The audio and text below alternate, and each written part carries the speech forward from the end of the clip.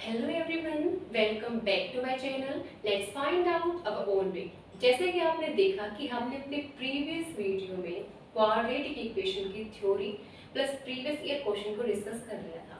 तो आज हम शुरू करने वाले हैं अपने नए टॉपिक को, and that is principle of mathematical induction. मैं अपनी इस चैनल पे आपको जो भी मैथमेटिक्स में पढ़ाने वाली हूँ, सबसे पहले इजी टॉपिक्स का खत्म करेंगे भाई, ठीक है। तो आज हम शुरू करने वाले हैं principle of mathematical induction.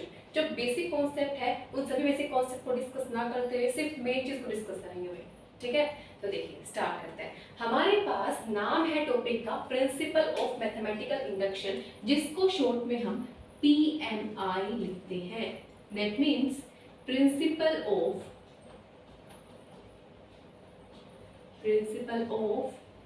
Mathematical induction, ठीक है।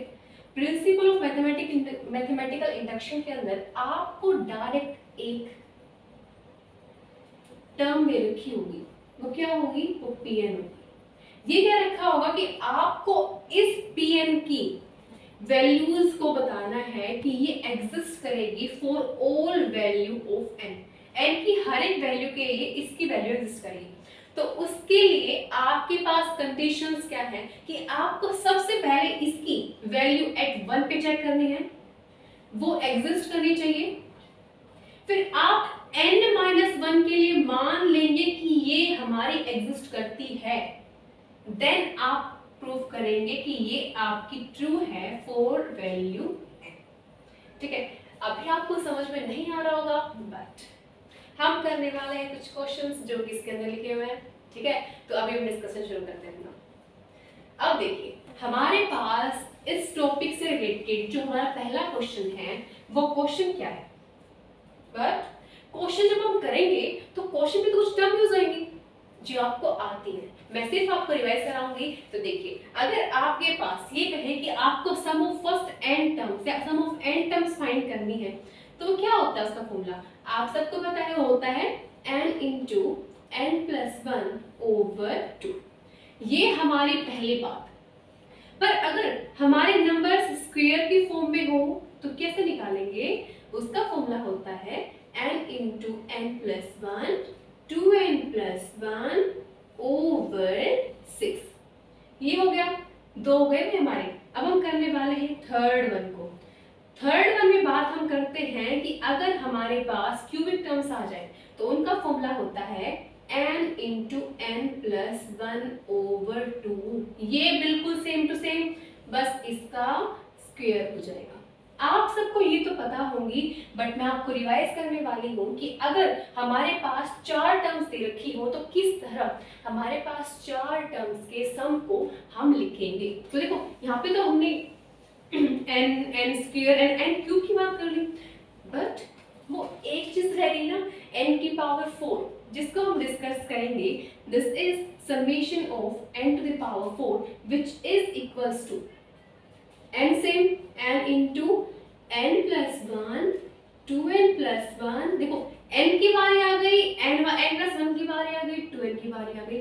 अब बारी लाते हैं हम 3 की, 3n² प्लस 3n माइनस का 1/30। अगर आपके पास डायरेक्ट n की पावर 4 वाली टर्म्स हो तो आप इस फॉर्मूला को यूज करके वैल्यूज को निकाल सकते हैं, ठीक है। तो अब बिना देरी किए हुए, जिसका आप सबको इंतजार था, क्वेश्चंस। आपको ना टॉपिक से ज्यादा क्वेश्चन की प्रैक्टिस करनी चाहिए, क्योंकि क्वेश्चंस को आप समझते भी हैं, किस तरह एग्जाम में क्वेश्चन पूछे जाते हैं, ये पता हो जाएगा आपको, और एक वहां से आप कॉन्सेप्ट भी सीखेंगे। तो आज मैं वही करने वाली हूँ, बट कंडीशन ये है कि आज जितने भी हम क्वेश्चन करेंगे वो हम मिनटों में सॉल्व करेंगे और विद शॉर्ट ट्रिक करेंगे। तो हमारा फर्स्ट क्वेश्चन है कि if the given function this 2n is greater then n², मतलब ये दे रखा है एक्सप्रेशन, ये कब है? जब n बिलोंग करता है set of all natural number से, जहाँ पे n नोटेशन क्या डिनोट करती है? Set of all natural numbers, ठीक है। तो हमें ये कह रखा है कि n की किस वैल्यू के लिए ये वाला जो रिलेशन है ये सेटिस्फाई होगा। तो उसके लिए आपके पास ऑप्शन दे रखे हैं। देखो पहला ऑप्शन दे रखा है कि n की वैल्यू ग्रेटर देन 2 हो, या n की वैल्यू ग्रेटर देन 3 हो, n की वैल्यू लेस देन 5 हो या n की value greater than equals to 5 हो। अब देखो इसको फिर हम PMI से क्या करेंगे, n की वैल्यू 1 के लिए देखेंगे, फिर हम k के लिए मानेंगे, फिर k+1 के लिए। इस तरह से करने से बेटर ये है कि आप ऑप्शन से सोल्व करें। ऑप्शन से कैसे, देखिए हमारे पास एक्सप्रेशन दे रखा है, ये कंडीशन दे रखी है, ये यहाँ पे ये कह रखा है कि ये एक्सप्रेशन n की उन वैल्यूज के लिए सेटिस्फाई करता है जो हमारी 2 से बड़ी होती है। अब 2 से बड़ी मतलब 2 नहीं, मैं मान लेती हूँ 3 के लिए होती है। देखो अभी मैं इस फर्स्ट के लिए कर रही हूँ भाई, फिर हम सेकंड को देखेंगे, फिर हम थर्ड को देखेंगे, फिर हम फोर्थ को देखेंगे। पहले मैं सोल्व कर रही हूँ फर्स्ट के लिए, क्या पता फर्स्ट हमारा आंसर हो, यहीं छुपा बैठा हुआ हमारा आंसर। इसको झट से ढूंढते हैं। तो देखिए n की वैल्यू ग्रेटर देन 2 के लिए बात करते हैं। n की वैल्यू ग्रेटर देन 2 अगर हम लेंगे तो मैंने कहा कि भाई n की वैल्यू 2 से बड़ी है, तो मतलब मैंने 3 मान लिया। क्या ये वैल्यू, क्या ये एक्सप्रेशन n की वैल्यू 3 के लिए होल्ड कर रहा है, तो उसको चेक करते हैं। देखो n की वैल्यू 3 रखी हमने, तो क्या बना हमारा, ये बना 2 cube is greater then, n की वैल्यू 3 रखी तो 3 का स्क्वायर, 2 की power 3 that is 8 is greater then 9। क्या 8 बड़ा होता है 9 से? अरे नहीं भाई, नहीं होता। तो इसका मतलब हमारा ऑप्शन नंबर 1 गलत। अगर n की वैल्यू 3 के लिए ही नहीं होता, ठीक है भाई, यहाँ पे ये कह रखा है कि n की वैल्यू ग्रेटर देन 3 के लिए होगा, 3 नहीं है तो 3 से बड़ी है, तो हम मान लेते 4, ठीक है। तो हम करते हैं 4 के लिए, हमने माना कि n की वैल्यू कितनी है, 4 है, तो 4 2 की power 4 that is greater than 4 to the power 2।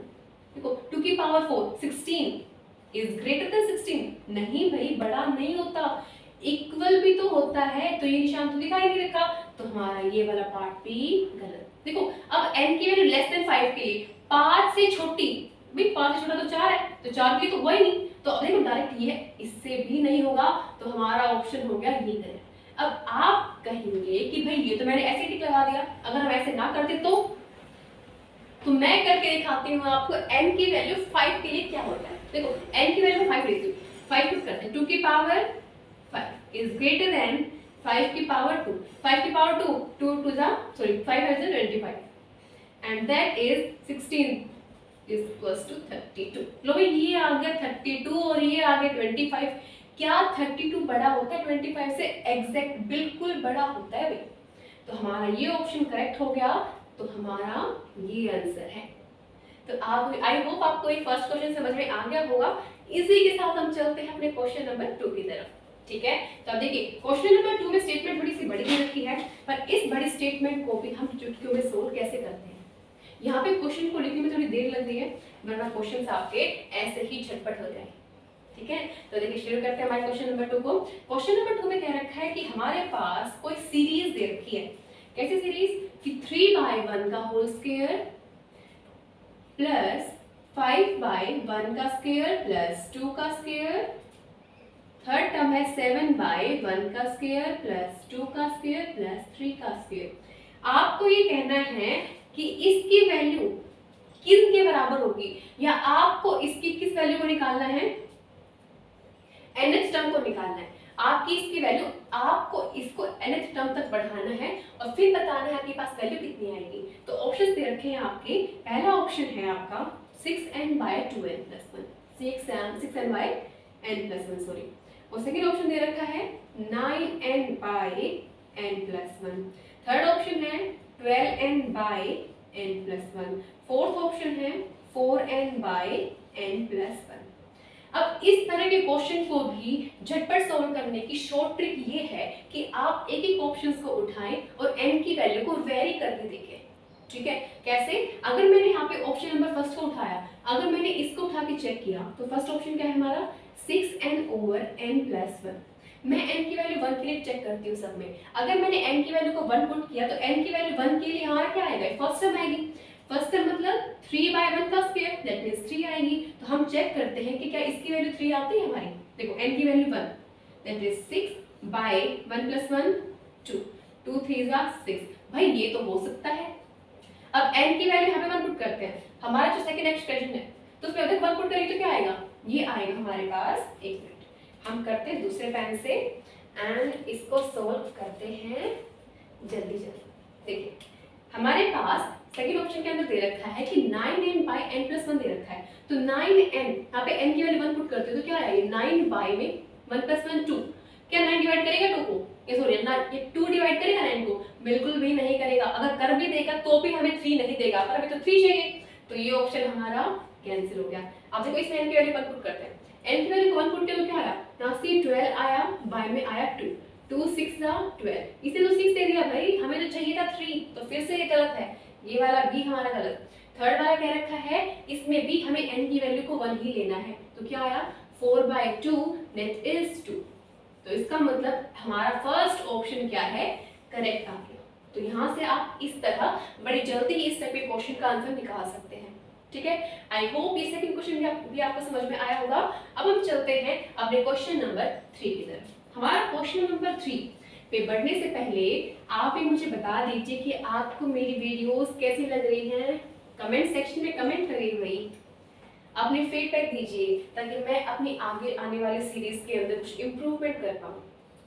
ठीक है, तो अब थोड़ा सा ज्ञान कम देते हुए, ज्ञान नहीं था ऐसे तो, पर फिर भी देखिए हम अपने क्वेश्चन नंबर 3 को स्टार्ट करते हैं। क्वेश्चन नंबर 3 बड़ा ही बेसिक है, उसमें कह रखा है कि आपके पास एक एक्सप्रेशन दे रखा है, कैसा, 3 ऑफ टू द पावर, 3 की पावर है 2n + 2 - 8n - 9। ये आपको ये कह रखा कि ये डिविजिबल होगा किससे, ये आपका 16 से डिविजिबल होगा, या आपका 128 से डिविजिबल होगा, या ये आपका 256 से डिविजिबल होगा। तो इसको चेक करने के लिए आप n की वैल्यू को 1 रखिए। n की वैल्यू को जब मैंने 1 रखा तो क्या आया, 3 टू द पावर 2 + 2, क्योंकि n तो 1 हो गया, माइनस में 8 माइनस में 9, 2 + 2 4, 3 टू द पावर 4 माइनस में 8 माइनस में 9, 8 + में 9 कितना हो गया, माइनस का 17। देखो यहाँ पे क्या आ गया, 81 आ गया, है ना। ठीक है, 81 आ गया यहाँ पे। अब देखिए आपको इसमें आपको सब्ट्रैक्ट करना है, तो सब्ट्रैक्ट करेंगे तो क्या आएगा, 81 में से आपको 17 घटाना है, तो यहाँ से 7 and 3 + 4 7 6 64 आ गया। तो कितना है आपके पास, 64। अब ये चेक करिए कि जो आपके पास टर्म 64 आई है, ये टर्म इनमें से किससे डिवाइड होती है। देखो अगर मैं इसको 16 से डिवाइड करूंगी, 16 4 जा 64, पर जब आप इसको इससे डिवाइड करेंगे, मतलब अगर आप 64 को 128 से डिवाइड करेंगे, तो यहाँ पे आपके पास ये पूरा का पूरा नहीं जाएगा, ये कहीं ना कहीं आपके पास फ्रैक्शन टर्म बच जाएगी, जिससे आपके पास पॉइंट वैल्यू आएगी। पर हमें तो एग्जैक्ट वैल्यू चाहिए ना जो डिवाइड करती हो, तो इसका मतलब हमारा 16 ऐसा नंबर है जो इसको कंप्लीटली डिवाइड करता जाता है। ठीक है, मतलब n की वैल्यू को हम कितने वेरी करेंगे, हमारे पास जितनी भी टर्म्स आएंगी उन सबको 16 हमारा डिवाइड कर देगा। तो अब क्वेश्चन नंबर 3 भी आपको समझ में आ गया होगा ऐसा मैं मान रही हूँ। अब क्वेश्चन नंबर 4 पे चलते हैं। अपने क्वेश्चन नंबर 4 को देखेंगे, वो थोड़ा देखने में इजी है, पर इजी तो होते हैं भाई, तो जब सोल्व करते हैं ना तब पता चलता है कितना क्वेश्चन इजी है और कितना टफ है। ठीक है, वो डिपेंड करता है हम पे भी कि कितने हमारे कॉन्सेप्ट क्लियर हैं, बेसिक कॉन्सेप्ट या हाई कॉन्सेप्ट जो हम पढ़ने वाले हैं, आगे भी पढ़ेंगे हम, उन सबको क्लियर करना बहुत ही ज्यादा जरूरी है।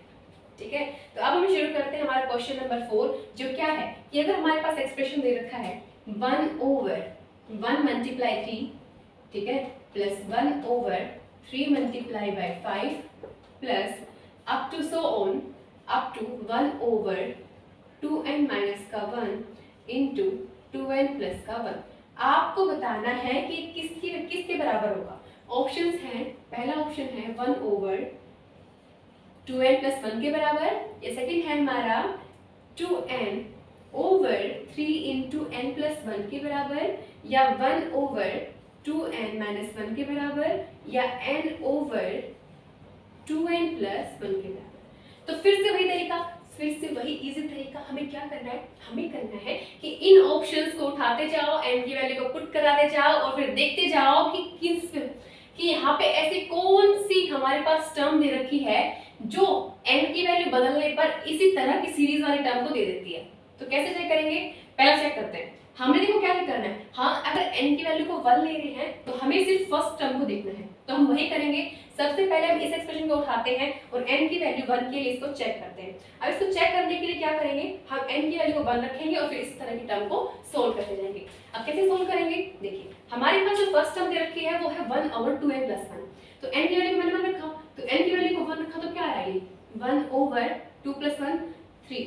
अरे भाई दे दिया, हो सकता है भाई, हो सकता है भाई, ये हमारा हो सकता है। अब n की वैल्यू को मैंने फिर से 1 रखा तो क्या आएगी 2y में 3 into 2 दैट इज 1/3। भाई इसने भी दे दिया 1/3।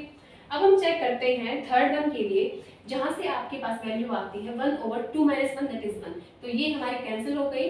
और फिर हमारे पास लास्ट टर्म है वो है n, n मतलब 1 पुट करना है, y में 2 + 1 दैट इज 3। इसका मतलब हमने जो पहले 3 क्वेश्चन किए थे उन क्वेश्चन से ये क्वेश्चन थोड़ा अलग है, क्योंकि ये n की वैल्यू 1 रखने पर आ नहीं रही हमारा आंसर। अगर ये n की वैल्यू 1 रखने पर आ जाता तो क्वेश्चन ये भी खत्म हो जाता। पर अब हमें क्या करना है कि n की वैल्यू को 2 पुट करके देखना है।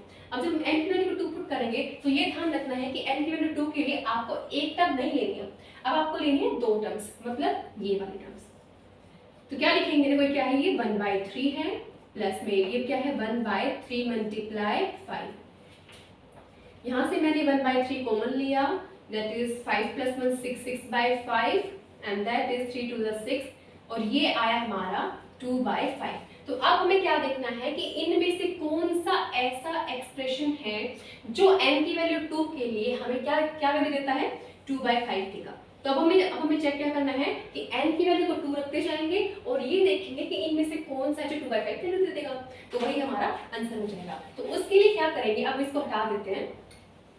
अब हम चेक करने वाले हैं n की वैल्यू 2 के लिए, ठीक है। अब देखिए, अब हम देखते हैं कि n की वैल्यू 2 मानते हैं। अब मैंने n की वैल्यू 2 मानी तो क्या आया, 1/2 2 * 4 + 1 5, 1/5। क्या ये 1/5 2/5 के बराबर है, बिल्कुल भी नहीं। तो भाई लो ये भी कैंसिल हो गया। अब यहाँ पे चेक करते हैं, n की वैल्यू 2 पुट करते हैं, तो ये क्या है, पहले 2 था, फिर मैंने n की वैल्यू 2 पुट करी, y में 3 into n की वैल्यू 2 पुट की, 2 + 1 3, दिस इज 4/9।